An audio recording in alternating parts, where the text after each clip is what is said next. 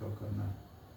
तो मूलाधार, स्वाधिष्ठान, मणिपुर, अनाहत, विशुद्धि, आज्ञा और सहस्त्रार, ये सातों चक्र है। तो ये चक्र क्या है? ऊर्जा केंद्र। क्या है ये? ऊर्जा केंद्र। और यह ऊर्जा केंद्र हमें पूरे ब्रह्मांड से जोड़ता है। ब्रह्मांड समझते हैं ना? Yes sir. एक तो जैसे हमारा पृथ्वी विश्व हुआ, हम इसको विश्व कहते हैं। हाँ। लेकिन ब्रह्मांड में क्या आ गया? जितने भी तरह के ग्रह हैं, तारे हैं, हमारा सूरज है ना, इन सभी से हम जुड़े हुए हैं। किससे जुड़े हुए हैं? अपने ऊर्जा केंद्रों से जुड़े हुए हैं। किससे जुड़े हुए हैं? ऊर्जा केंद्रों से। तो आप कहेंगे कि ये सब दिखता क्यों नहीं है? हो सकते हैं ना कि दिखता तो नहीं है। आप एक बात बताइए, ये बॉल जल रहा है, इसके अंदर विद्युत का प्रवाह हो रहा है। Yes sir. तो क्या हमको विद्युत दिखता है? नहीं। लेकिन जब यह बल्ब में आता है तो प्रकाश के रूप में दिखता है। जी सर। लेकिन यही जब पंखा में आता है तो ये चलता है और हवा के रूप में इसको चलते हुए हम देख सकते हैं। अलग अलग रूप में ट्रांसफॉर्म हो जाता है। ट्रांसफॉर्म हो जाता है। हवा हम देख पाते हैं क्या? लेकिन श्वास के माध्यम से महसूस तो करते हैं। ठीक उसी प्रकार से ऊर्जा को हम देख नहीं सकते, परंतु उसी के कारण हम सारी क्रियाओं को करते हैं। और हमारे भीतर जो ऊर्जा है वह चेतना के रूप में है। किस रूप में है? चेतना के रूप में। चेतना के रूप में। और हमारे शरीर के जो भीतरी अंग हैं, उन सभी अंगों में अलग अलग कार्य संचालित हो रहा है ना। कोई पाचन संस्थान है, रक्त परिसंचरण संस्थान है, जी सर। श्वसन संस्थान है, उसके बाद उत्सर्जन उत्सर्जन संस्थान है। संवेदना को एक जगह से दूसरी जगह ले जाने के लिए ऑर्गेन्स है, न्यूरॉन्स है ना, तो हमारे मस्तिष्क को सूचना लाता है, ले जाता है। ये सभी अलग अलग जो तंत्र में काम हो रहा है वो सब हमारा चेतना का काम है। ठीक है।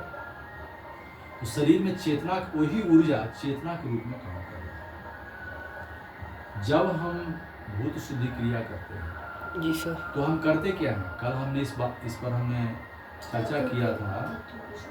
यस, हमारा शरीर 5 तत्वों से बना हुआ है। इन तत्वों को यदि हम बैलेंस करके रखते हैं तो हम कभी रोगी नहीं होते। ठीक है, कभी रोगी नहीं होते हैं, स्वस्थ रहते हैं।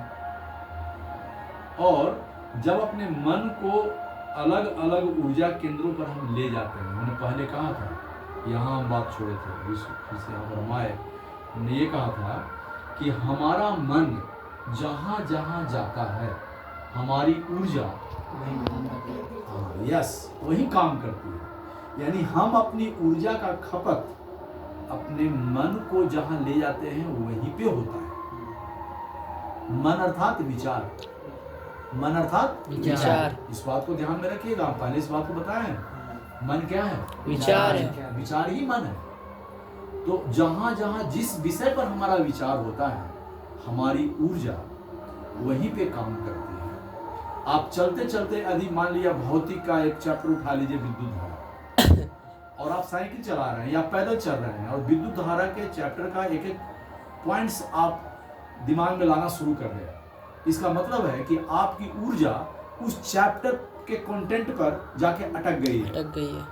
अब वो क्या करेगा, चूंकि आपने उस चैप्टर को पढ़ा है तो वह मेमोरी में जा करके, न्यूरॉन्स में जा करके उसको ढूंढेगा कि कंटेंट क्या क्या था इसके अंदर, और वहां एनर्जी जाने के कारण उसको एक्टिवेट कर देगा।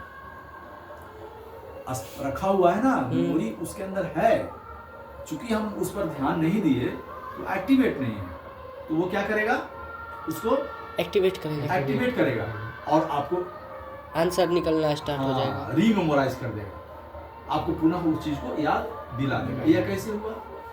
आप अपने विचार को, अपने मन को उस अध्याय पे ले गए, अध्याय पे ले जाने के कारण उसके सारे कंटेंट आपको याद आ गए।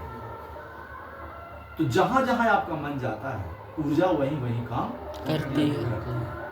लेकिन समस्या ये है कि हम जिस प्रकार से जीवन जीते हुए चले आ रहे हैं उसमें हमको अव्यवस्थित रूप से जीने का अभ्यास हो गया है। अव्यवस्थित रूप से जीने का मतलब कभी खेल रहे हैं, कभी खा रहे हैं, कभी कुछ कर रहे हैं, कभी गाना सुन रहे हैं, नहीं, मस्ती कर रहे हैं। स्वयं पे कोई ध्यान ही नहीं है। हाँ, तो हमको यहाँ पे जो हम क्रिया करने वाले हैं उसमें क्या है कि मन को एक खास दिशा देने का हम अभ्यास करेंगे। जी सर। और ये जब एक बार प्रैक्टिस में आ जाएगा तो हमें अपने मन को कहाँ पे लेके जाना है वह हमारे नियंत्रण में होगा। नहीं, अभी क्या है कि अपने से कुछ भी विचार आता है, कुछ भी जाता है और हमारा कोई नियंत्रण उस पर नहीं होता। लेकिन इस अभ्यास को जब हम करेंगे तो धीरे धीरे मन को किस प्रकार से एक दिशा देना है इसका हमको ज्ञान हो जाएगा, अभ्यास हो जाएगा, नियंत्रण हो जाएगा। फिर हम जो भी लक्ष्य तय करेंगे हम उस लक्ष्य को हासिल कर सकते हैं।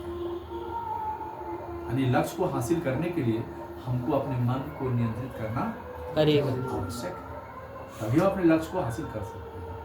तो और कोई प्रश्न तो कीजिएगा। आज की बातें यहीं समाप्त होती है। अब हम क्रिया पर चलते हैं।